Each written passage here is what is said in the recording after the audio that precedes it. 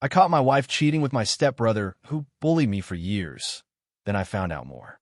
I never thought I'd be the guy typing one of those long confessions people scroll through on Reddit at 2 a.m. But here I am, staring at the same kind of heartbreak I used to read about, except this time it's my life. My wife, Erin, and I have been married for 6 years. We met in our mid-20s at a volunteer event. She was warm, clever, and had this calmness that made every bad day feel smaller. After the kind of childhood I had, she felt like a miracle, the one person who saw me, not the kid people used to mock. Because the truth is, I didn't grow up in a kind home. When my mom remarried, I inherited a stepbrother named Kyle. He was older by 3 years and made my life miserable.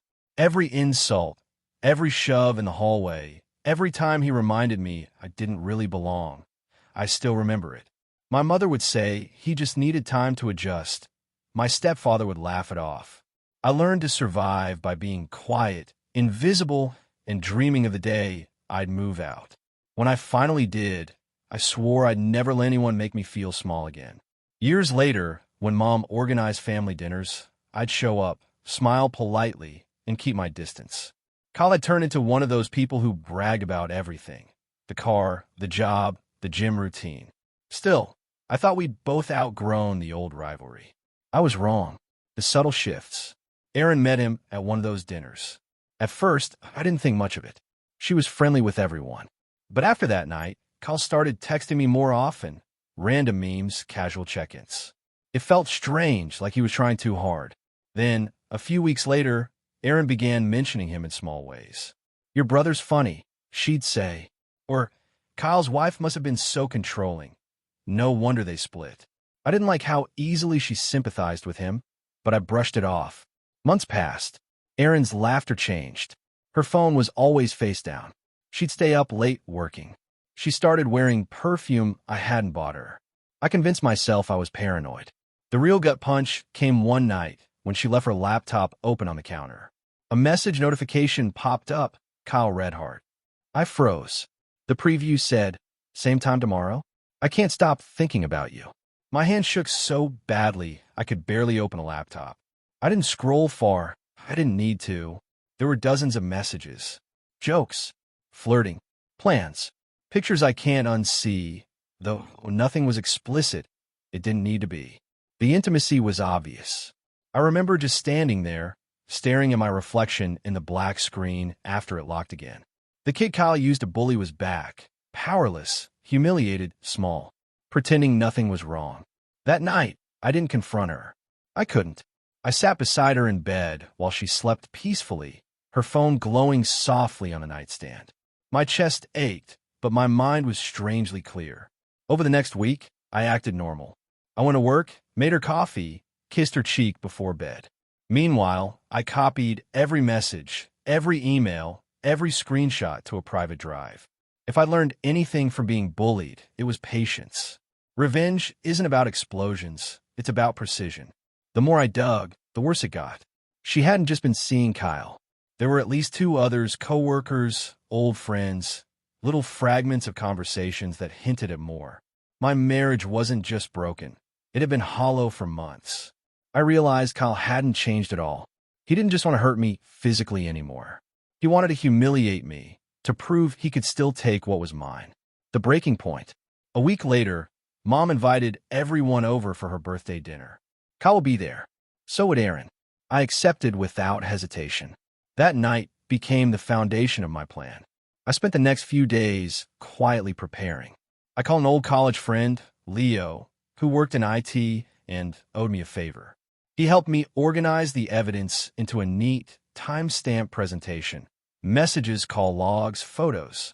Nothing explicit, just the truth. When I told him who the other man was, he swore under his breath. "You're sure you want to go public with this?" he asked. I nodded. He took my dignity once. I'm not giving him another chance.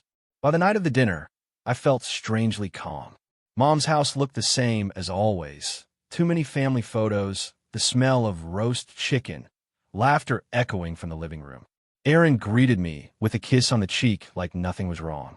Kyle slapped my shoulder, grinning that same grin he used to have before knocking me down a flight of stairs when we were kids. I smiled back. For the first time in years, I felt in control. When dessert was served, Mom wanted a family slideshow. Perfect timing. I excused myself, walked to the living room TV, and said, I actually made something too, a little update on what everyone's been up to this year. Kyle chuckled. You?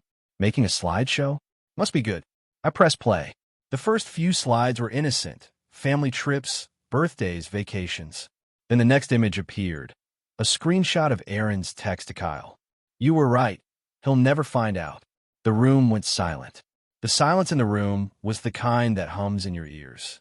My mother's smile froze mid-sentence. My stepfather set down his fork. Kyle's grin faded. Erin's hand trembled on her glass.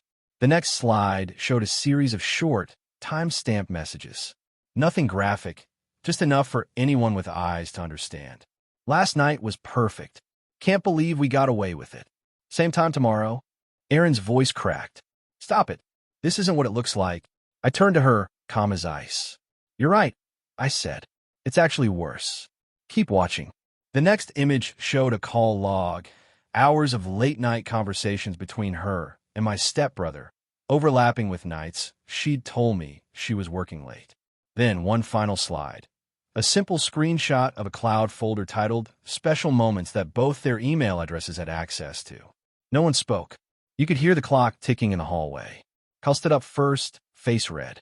You had no right. No right. I cut him off. You've spent your life taking what isn't yours. First my peace, then my childhood, and now my marriage. You think I'd let you walk away this time? He opened his mouth, but Mom's voice broke through. Kyle, is this true? He didn't answer.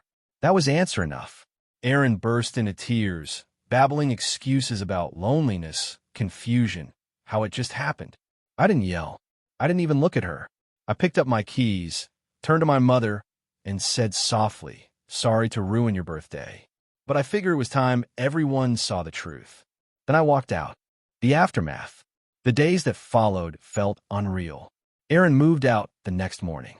She called, texted, begged. I didn't respond.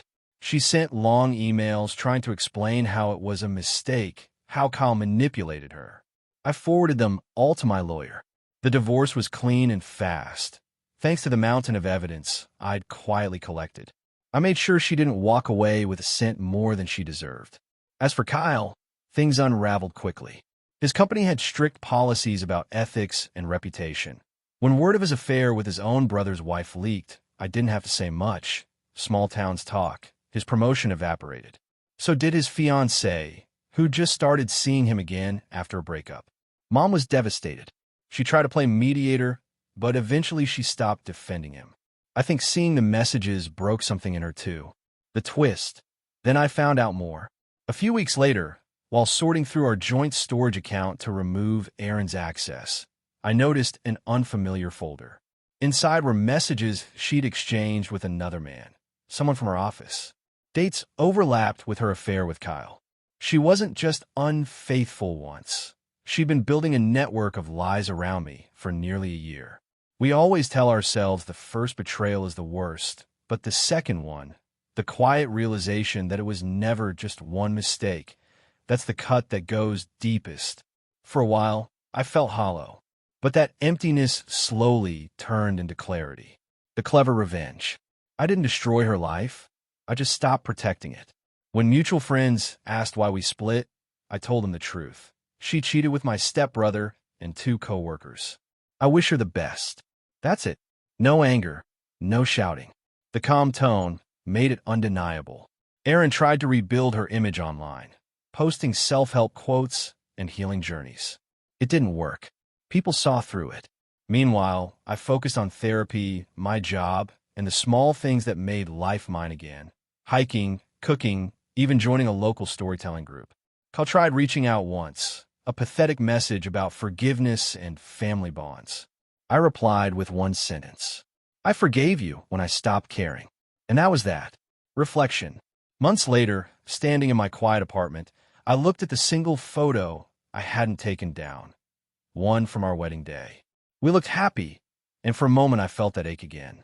But then I remembered the kid I used to be, the one Kyle pushed around. The one who thought silence was the only way to survive. That kid grew up. He learned that the best revenge isn't humiliation, it's peace. Peace that comes when you stop chasing explanations and start choosing yourself. I deleted the photo. Then I wrote this post, not for pity, not for sympathy, but because if even one person out there is sitting in silence, doubting their worth while someone else lies to their face, I want them to know this. You don't need to scream to win. You just need to walk away with the truth in your hands and your dignity intact.